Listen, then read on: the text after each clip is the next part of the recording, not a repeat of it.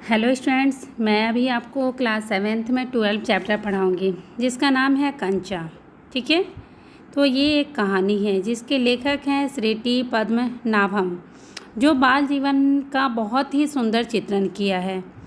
एक बालक अपने खेलने के सामान बाकी अन्य चीज़ों से ऊपर रखता है। तो आप देखते हैं जो छोटे बच्चे जो होते हैं उनका एक स्वभाव होता है, वो अपने पढ़ाई के साथ साथ अपने खेलने की चीज़ों को बहुत ही सही से असुरक्षित रखते हैं। तो इस चैप्टर में हम यही देखते हैं एक छोटा सा बच्चे अपने खेलने के सामान को किस तरह से उपयोग में लाता है या उसके लिए वो क्या करता है।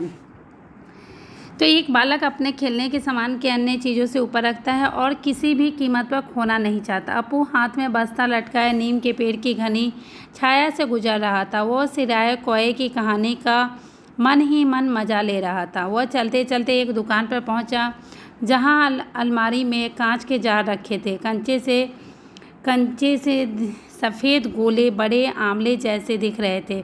वह कंचे को देखते देखते उसमें खो गया। तो देखते हैं ये जो छोटा सा बच्चा है, ये जब अपने रास्ते चल रहा था तो उस समय देखता है कि एक दुकान पे एक शीशे के बर्तन में छोटी सी गोलियां रखी हुई हैं जिनका आकार जो है आंवले के समान होता है।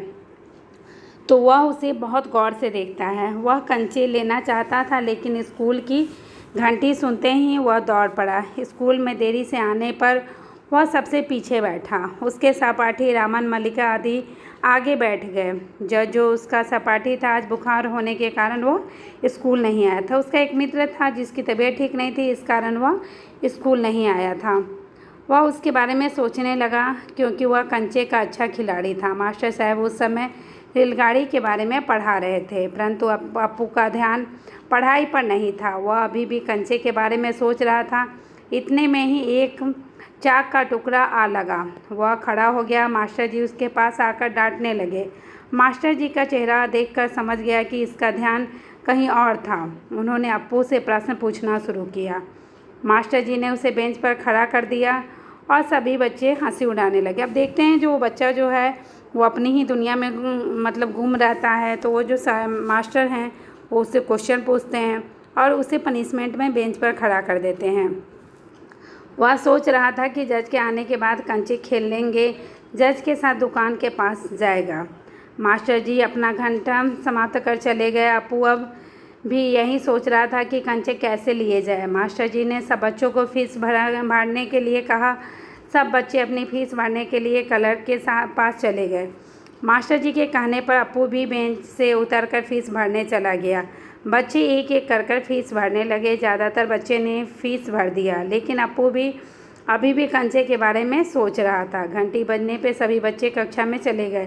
तो इन बच्चों को मतलब इनके पेरेंट्स जो हैं पैसा देते हैं और बोलते हैं स्कूल में जाकर अपना फ़ीस जमा कर देने के लिए। तो देखते हैं लाइन में जाकर सारे बच्चे अपना पैसा जमा कर देते हैं, लेकिन यही अप्पू नाम का जो बच्चा है ये आराम से जाता है। शाम को वह इधर उधर घूमता रहा। मोड़ पर उसी दुकान पर पहुंचा जहां पर कंचे के जार रखे हुए थे।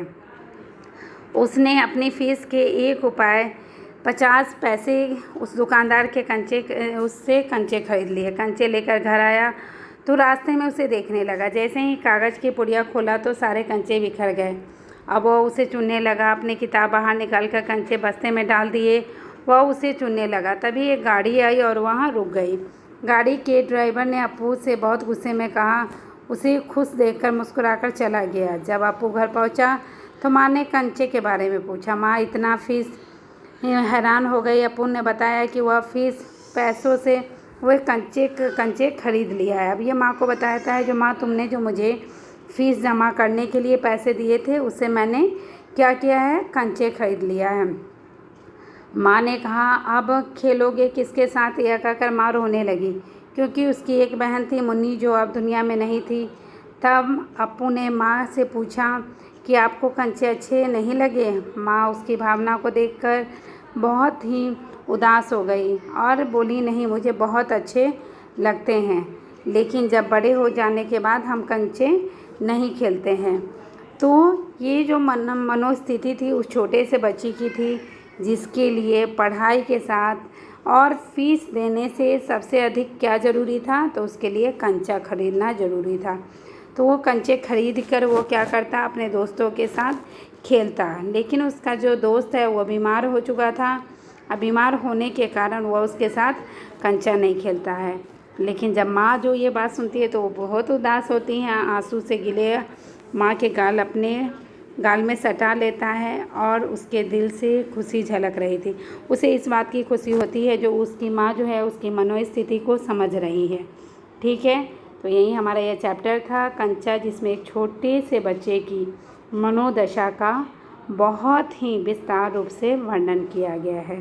ठीक है, तो ये चैप्टर हमारा कंप्लीट हो गया है। इसको सही से पढ़ लीजिएगा, घर पे